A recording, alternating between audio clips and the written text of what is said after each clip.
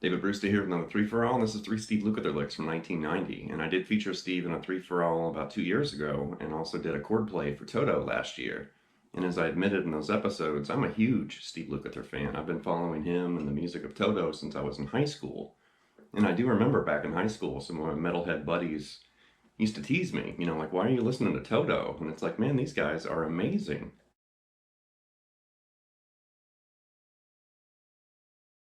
So I can firmly admit I've learned a lot from studying Steve Lukather's playing style and his licks and his music, and that goes all the way back, like I said, to high school.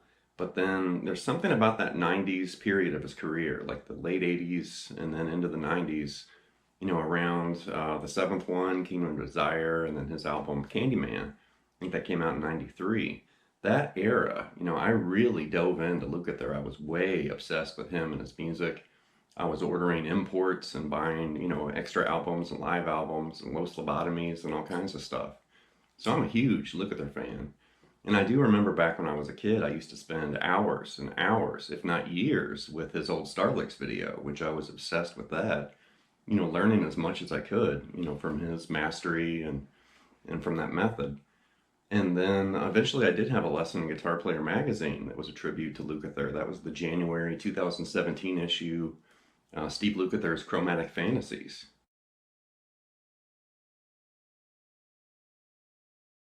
The licks in this lesson came from a live appearance in Paris, France in 1990, and they were on kind of an extended tour for the seventh one. I think that was like the second leg of that tour, because that album came out in 1988. They toured in 88, they did a little bit of touring in 89, and then they really hit it again in 1990. And I think that was Porcaro's last tour with the band, because the next album would have been Kingdom of Desire, which was his last studio album. But when I saw Toto, I think it was in 93 in Atlanta, Georgia, when I saw Toto on that tour, Simon Phillips was on drums, and that was a great concert. But I do remember, the evening, it just felt different because Jeff, had passed away. The first lick's this really cool position shifting idea, and it's something like this.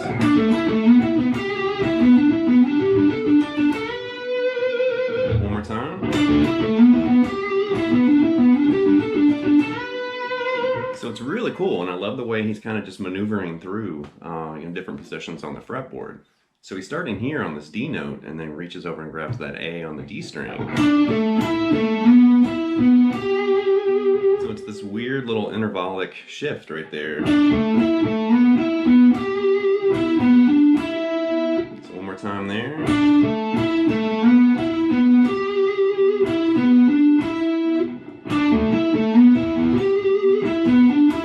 And then right there.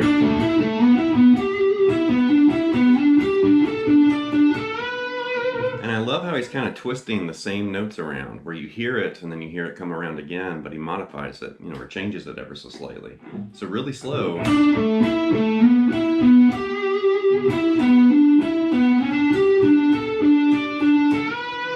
And I love that kind of shift, and then he's string skipping, this kind of intervallic line on the top. Like that.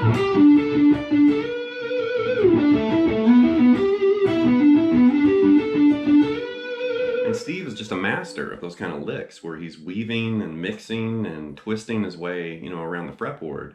But he always does it in a very musical and melodic way, where it's not just finger gymnastics. There's something happening there that's, musical and interesting.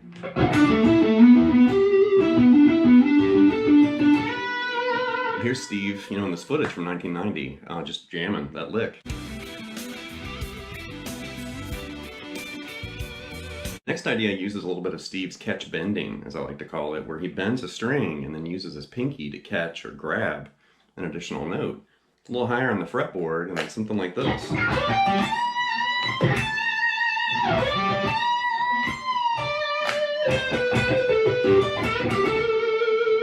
One more time.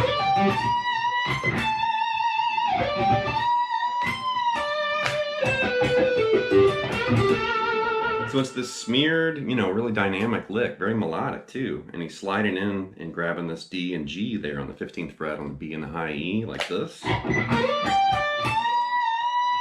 And then after you bend that A up a whole step, you're going to use your pinky and you're going to grab, technically, it's going to feel like a B flat, but you're bending the A up a whole step. And then when you grab this note, it's actually going to sound a C, like this. And then after you grab that note with your pinky, you're going to release back to that A. So it's going to sound like that, but you're doing it with bends. So, you might want to practice, the actual fretting so you can kind of hear the melody. And then practice it bending and adding that pinky in there, which is tricky. And then do that little double stop kind of slide. And after you do the double slide or the double stop slide there the second time, when you add that pinky, you're going to release the bend like this. And then end on that D note right there.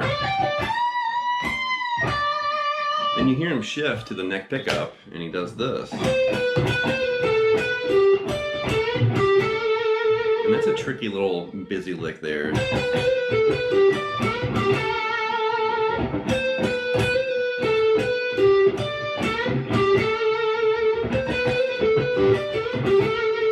When you put all that together, it's got this really cool sound.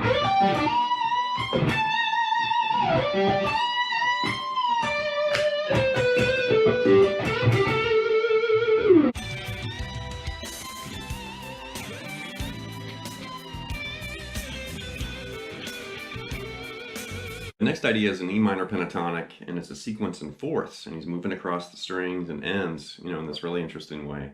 And it's also, kind of obvious, this is a really neck pickup heavy lesson. It's like every lick is using the neck pickup. So just go ahead and set it and forget it, with your neck pickup. But this lick's something like this. One more time. So it's E minor pentatonic. And we're sliding into this B note, and then we're catching, this D and G on the D and the G string. Like that. And then you want to grab this A and E on the G and the D, B and G on the B and G strings, and then D and A on the B and G, and then grab this E and B on the high E and the B string, and then you're going to basically grab G, go back to that B, and then you're going to grab F sharp to E, and that's basically just walking right through it.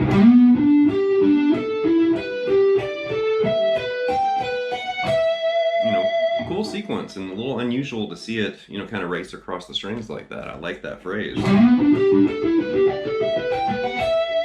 And you could definitely try it with other pickups. You don't have to use your neck pickup.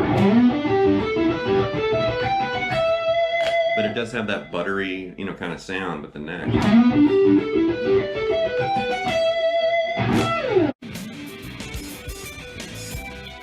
Alright, here's a bonus lick from this live footage, and it's this whammy dipped kind of melodic phrase, and it's also a signature phrase from Lukather, especially at the end where he's doing these kind of chromatic slurs with a whammy dip. But you're not using a pick for this, so you can throw your pick out in the audience or on the floor or whatever, but it's something like this. One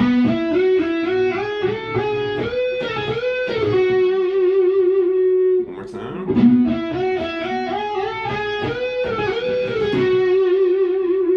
Right there, we're basically grabbing, B to E and then this F sharp. And then you're going to go up to this G sharp and A. But you're doing, bar dips. And you're dipping every single note. And then right there, when you get to that G sharp, right there, you want to grab this B, and you're going to come down chromatically, B, B flat, A, to that G sharp, and you're going to dip on the B note, and then end on F sharp right there. And that's definitely kind of a signature, phrase from Lukather. I love those kind of slurred chromatic ideas. Cool lick and unexpected, with the whammy dipping, but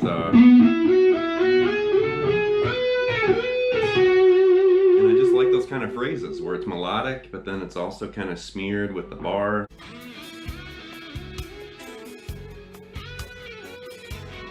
That's going to wrap this look at 3 Steve Lukather licks from 1990, and as I mentioned at the start of the video, I'm a huge Lukather fan, and there's just this energy and power, you know, when he picks up a guitar and plays.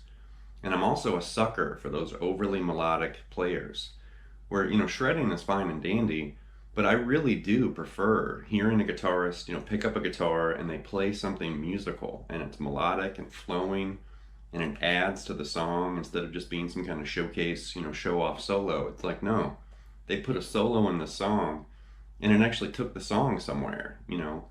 And you know, Lukather's a master at that. But you know, Neil Schon, there's a whole bunch of guitarists where they're just very melodic and musical.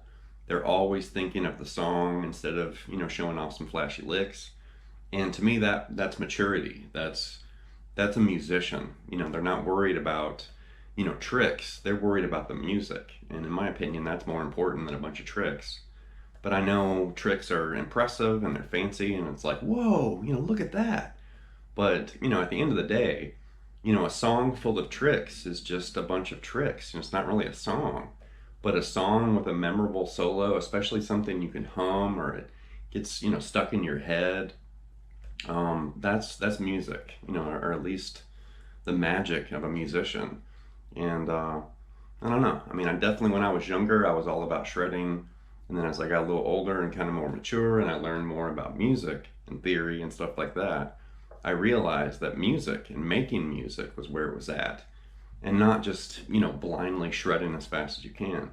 But that's just my 2 cents. I mean, I'm not trying to discourage anybody or I'm not trying to pick on anybody, but sometimes, you know, I do want to kind of share my 2 cents with these lessons. So anyway, leave some feedback and some comments. Please subscribe to Night Lessons, and I'll be back before you know it with more content and material. Thank you.